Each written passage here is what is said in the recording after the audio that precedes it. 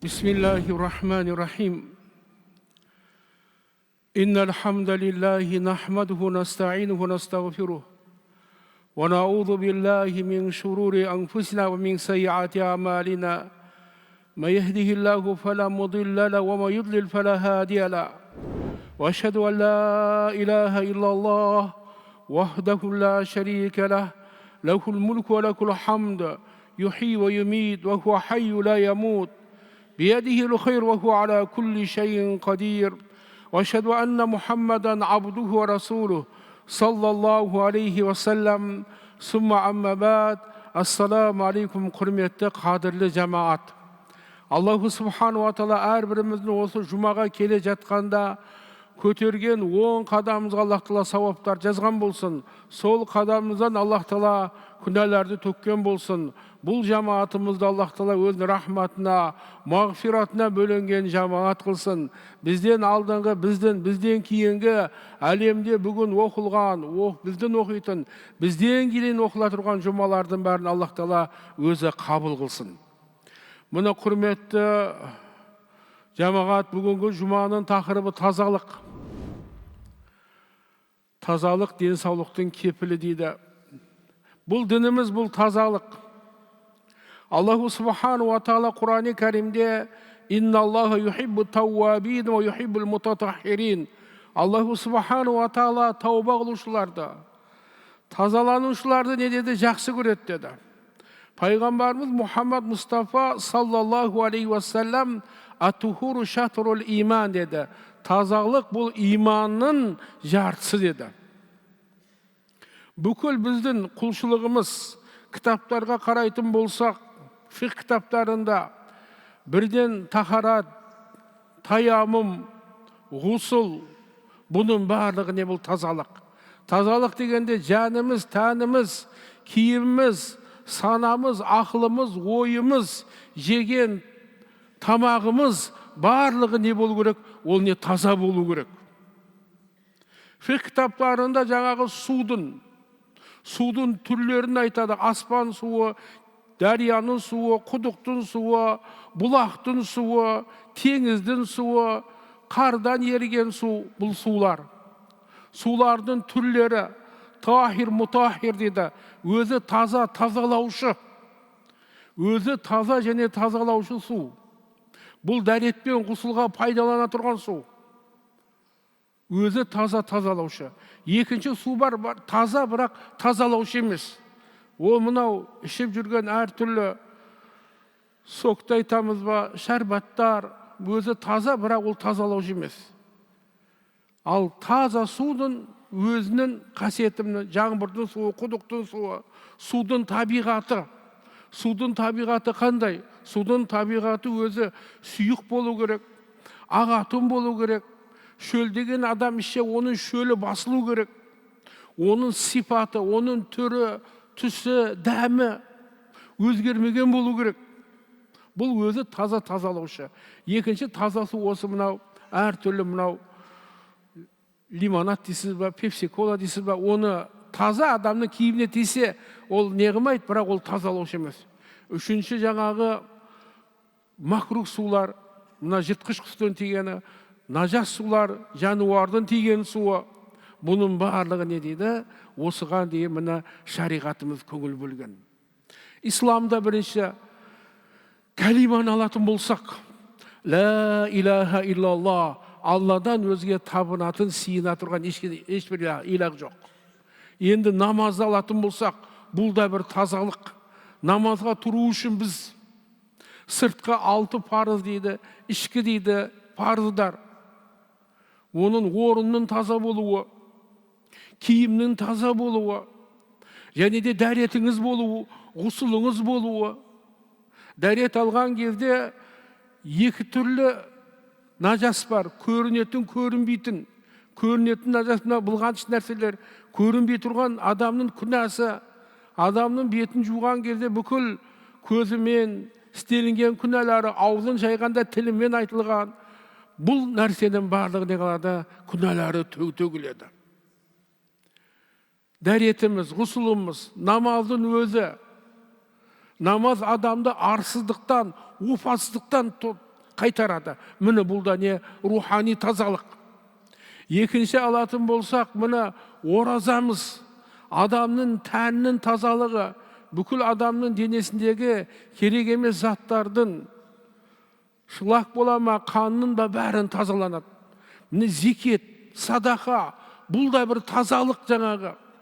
Зекетте адам қанша әрекет қылған кезде дүниесіне былғаныш нәрселер кіріп кетеді. Біреудің хақысы кіруі мүмкін. Бұл зекет берген кезде зекеттің өзі де бұл не тазалау. Мына ағашты да жаңағы оның бұтақтарын кесіп тұрмаса жақсы өнім бермейді. Бұл да құрмет жамаат, бұл тазалық. Қажылықтың өзі бұл тазалық, бұл жаңағы. Жол тазалығы, сапар. Бұл ниет. Аллаху субхану ва тағаланың үйін тауаф қылу, Арафатта тұру, бүкіл күнәләрден айырылу. Міне сондықтан бұл жаңағы пайғамбарымыз Мұхаммад Мұстафа саллаллаху алейхи уассалам не деді? Ат-тухуру шатрул иман. Бұл тазалық деді, иманның жарысы деді. Намаздың өзі мифтахул жанна ас-сала вал мифтаху салату тухур. Жәннаттың кіліті бұл намаз деді. Намаздың кіліті не деді? Бұл тазалық деді. Истибра, истиншақ, истинқа.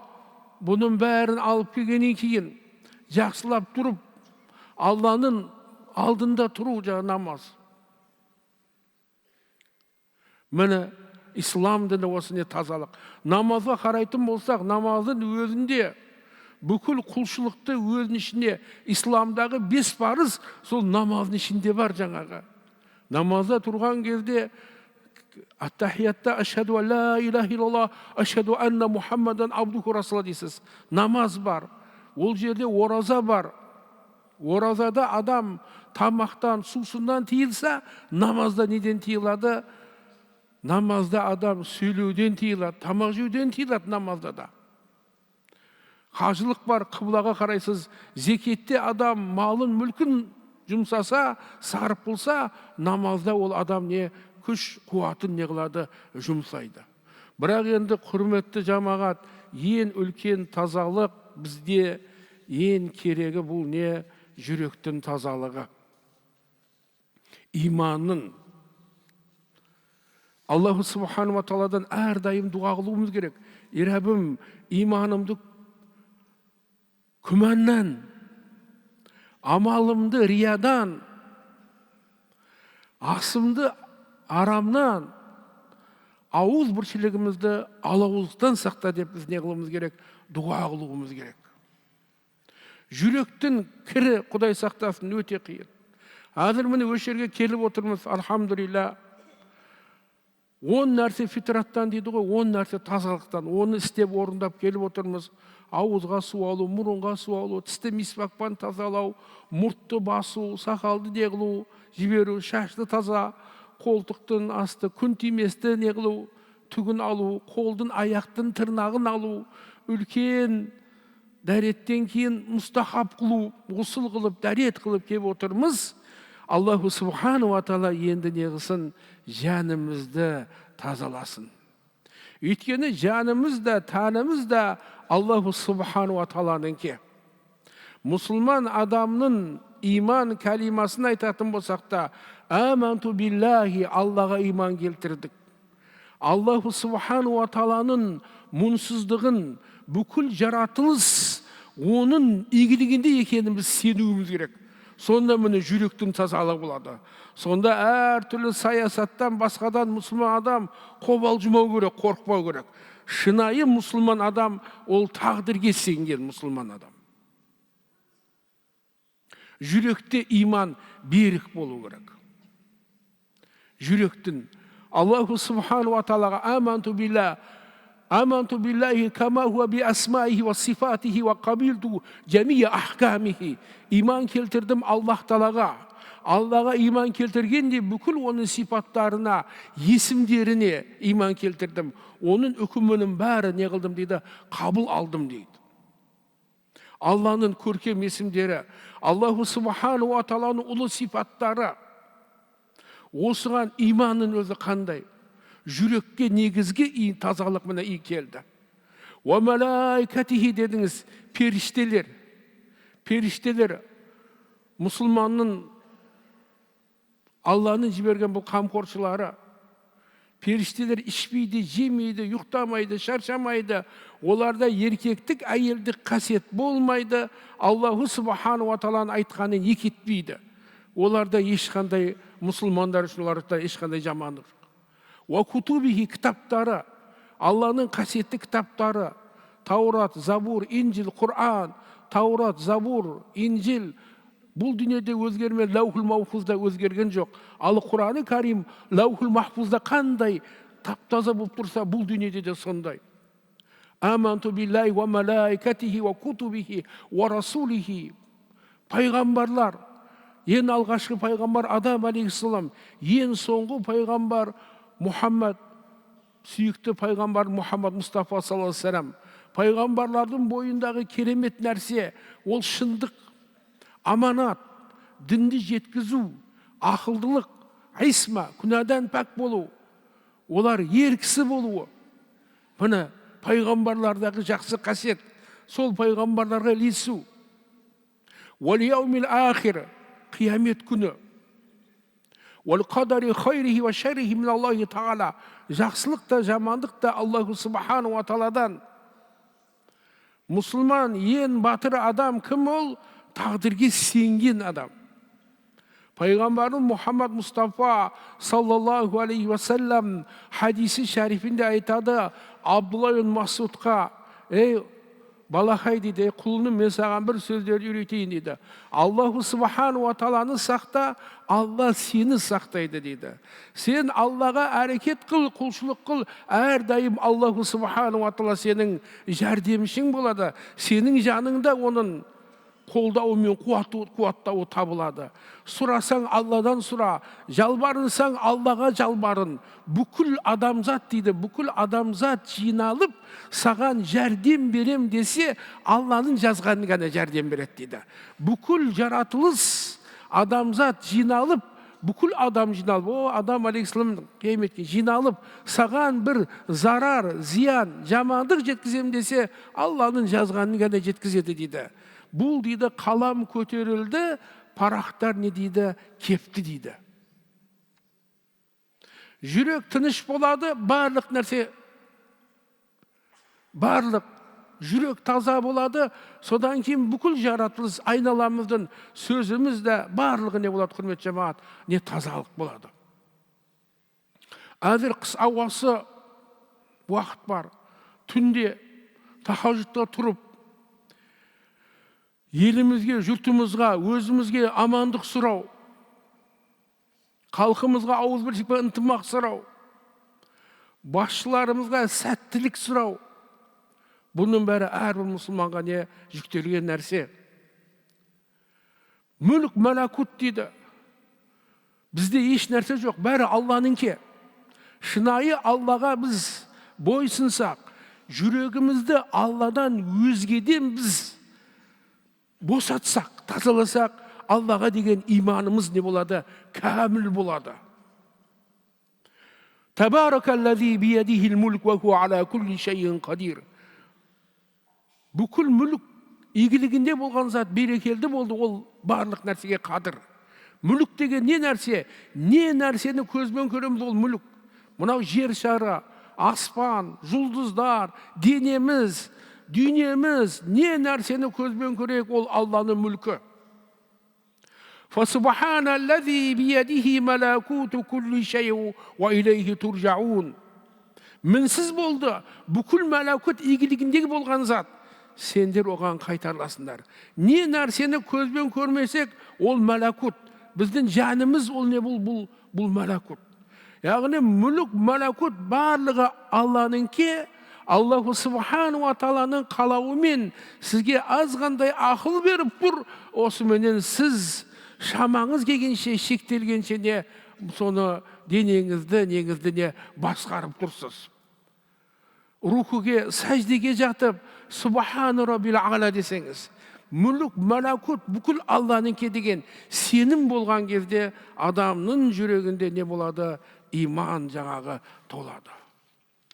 Құран-ы Кәрімде білесіздер, ең ұлы сура қайсы сура десек, бұл Фатиха сурасы.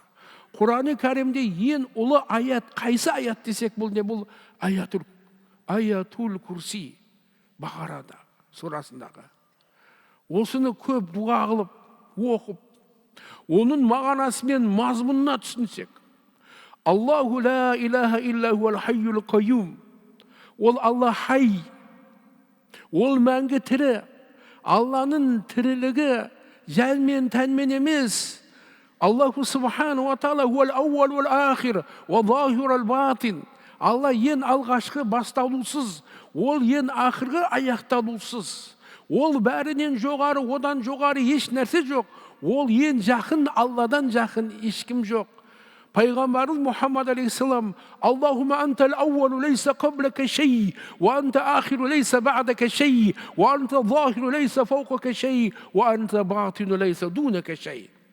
Рәбім, сенен алғашысың, сенен алдын еш нәрсе жоқ, сенен жоқты озған жоқ.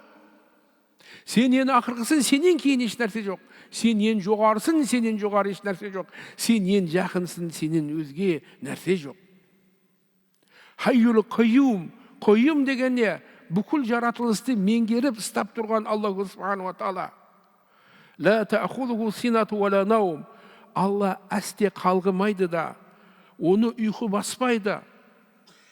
Раббымыз бүкіл жаратылысты негесі. Лаху ма фис самауати ва ма фил ард. Күллі аспан әлеміндегі һәм жердегі барлық нәрсе бір өзіне тиісті. Ма деген араб тілінде бір ақылсыз нәрселерді айтылады. Не, кім деген сияқты. Мә деп атыр, өйткені ақылды жаратылыс әлемде үшеу. Ақылды жаратылыс. Періштелер, жындар, адамдар. Қағанның барында не жоқ, оның не ақыл жоқ оларда. Толы ақыл жоқ. Мән зәлләзи яшфау индаху илля бизни. Оның дәргейінде, оның рұқсатсыз кім шапағат, кім араға түсет дейді. Я'ламу ма байна айдихим ва ма халфахум. Ол күллі жаратылыстың алдындағы болған, болашағында, өткенінде, келерінде Аллаху субхану ва таала біледі. Ва ла юхитуна би шайин мин илмихи илля бима ша. Ал жаратылыс болсын, адамдар ма, періштелер ма, жындар ма, олар тек қана Алланың жаңағы қалауын, Алланы үйреткен нәрсесін ғана біледі. Субханака ла илма лана илля ма алламтана иннака антал алимул хаким деп періштелер. Раббым, сенің мінсіздігіңді жүрегімізде, жадымызда, жүрегіміздің жадында сақтаймыз. Сенде, бізде тек қана сенің үйреткен ілімің бар. Васия курсиху самауати вал ард. Оның күрсіі аспандар менен жерді толық қамтып тұрады. Вала яудуху хибзухума ва хувал алиюл азим. Күллі аспанды оны қорғап, сақтап тұру ол үшін түк те емес. Ол Аллаху субхану ва таала, ол жоғары бәрінен али. Ол Аллаху субхану ва таала азиз. Осыз сенім момын мұсылманның жүрегінде болу керек. Ойбай, ракета түссе, жер ойысынан тайып кетеді екен, үйтіп кетеді, бүйтіп кетеді екен. Мұсылманның сенімі бір ғана Аллаға болу керек. Бабам қазақ не деді? Құдайсыз қурай сынбайды деді. 40 жыл қырғын болса да ажалы жеткен өледі деді. Момын адамның, ең батыр адам ол не? Момын адам. Құран-ы Кәрімнің аяттары бір-бірін қолдап қуаттап келеді. Инна Аллаха юмсикус самауати вал арда ан тазула ва ла ин залата ин амсакахума мин ахадин мин ба'ди иннаху кана халиман ғафура. Аллах Таала аспан мен жерді бір-бірінен ауып құлап кетуінен бір ғана өзі ұстап тұрады. Ол ұстамаса, одан кейін оны ешкім ұстай алмайды. Аллаху субхану ва таала мейірімді, Аллах Таала кешірімді. Ва ма қадараллаха хаққа қадрихи вал арду жамиан қабзатуху яумал қияма. Аллах Тааланы лайықты түрде танып бағалай алмадыңдар. Бүкіл Kıyamet günü бүкіл жер onun уысында, аспан onun оң қолында жиылып тұрады. Аллаху Субхану ва Таала олардың ортақ қосқанынан не дейді? Аллаху Субхану ва Таала дейді, олардың ортақ қосқан нәрсесінен таза. Аллаху Субхану ва Таала ол жалғыз, ол мұңсыз. Құранда Раббimiz айтады: "Санафру лакум айюха сақалан". О жындар мен адамдар, сендердің де есеп беріп тұрған күндерің таяу қалды, келеді.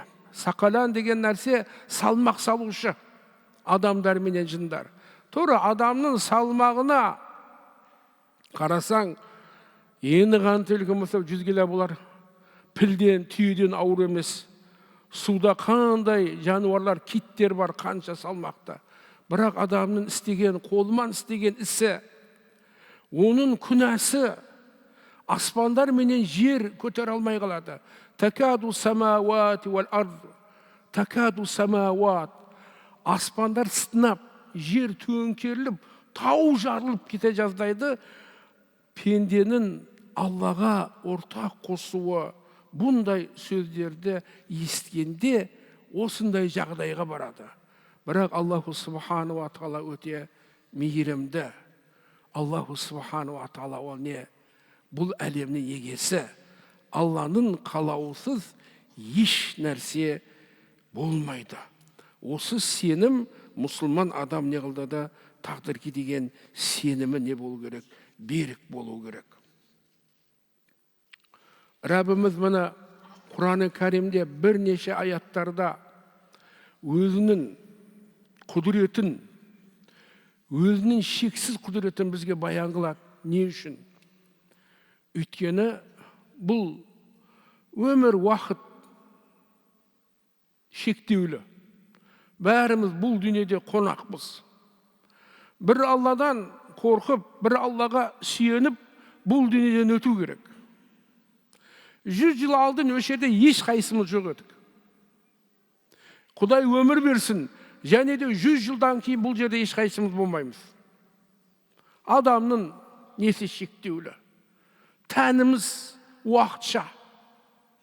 Кеше балайын келдің, бүгін талай жасқа, көз жетті бір қалыпта тұра алмасқа. Адамды сүй, Алланың хикметін сез, не қызық бар өмірде одан басқа. Бұл тәніміз уақытша. Ал енді жанымыз мәңгілік. Мәңгілік жанымызда.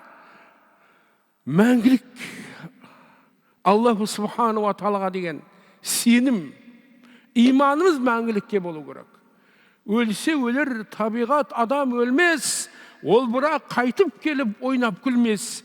Менің кенін айырылғанын өлді деп ат қойыпты өңкей білмес. Адамның жаны, Аллаху Субхану ва Тааладан айттық, «Уәл ауал уәл ахир». Он ел алғашқы басталусыз, ол ең ақырғы аяқталусыз. Бірақ мына 7 жаратылысты Аллах Таала жаратты, ол 7 жаратылыстың басталуы бар, бірақ аяқталмайды бұл. Қалғанның бәрі басталуы бар, аяқтала жоғалып кетеді. Бұл не 7 жаратылыс? Аршы Алланың, курси, 8 жәннат, 7 тозақ, адамдар, періштелер, жындар. Бұның 7-уіні Аллаху Субхану ва Таала не қылды? Мәңгілікке жаратты. Басталусыз, аяқталусыз жалғыз жаппар егеміз болса, енді басталуы бар, аяқталмайтын осы 7 нәрсе. Аршы, курси, 8 жәннат, 7 тозақ, адамдар, жындар, не періштелер. Бұл дүниеден өтеміз. Ең бірінші нәрсе жүрегіміздегі сеніміміз. Бізді алып келген, бізді алып кете тұрған бір ғана жаппар егеміз. Келдің ба бұл дүниеге өз еркіңмен, кетермен бұл дүниеден өз еркіңмен.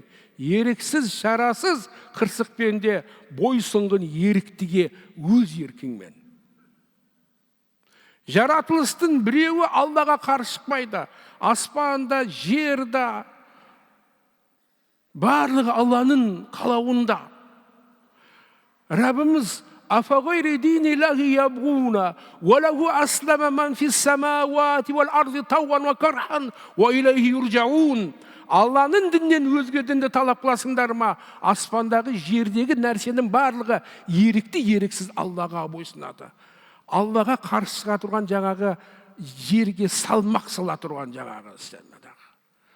Бір ракетасын жасаса, о, пілден де, киттен де ауыр болып. Бірақ оның бәрінің есебі бар.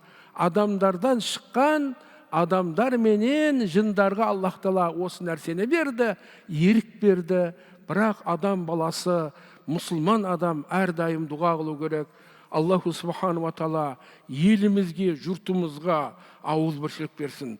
Адамзат, бүкіл адамзаттың амандығын тілеген пайғамбарымыз Мұхаммад Мұстафа саллаллаху алейхи уассаламда «Уама арсалнака илля рахматан лил аламин». Ей Мұхаммад алейхиссалам, біз сені әлемге рахмат қып жібердік деп, момын адамның Аллаға деген сенімі берік болып, момынның дұғасы берік болғандықтан, момынның дұғасы бұл Алланың алдында қабыл болғандықтан, құрметті жамағат, шын жүрекпен елімізге, жұртымызға ауызбіршілікті тілеуді иншалла ұмытпайық.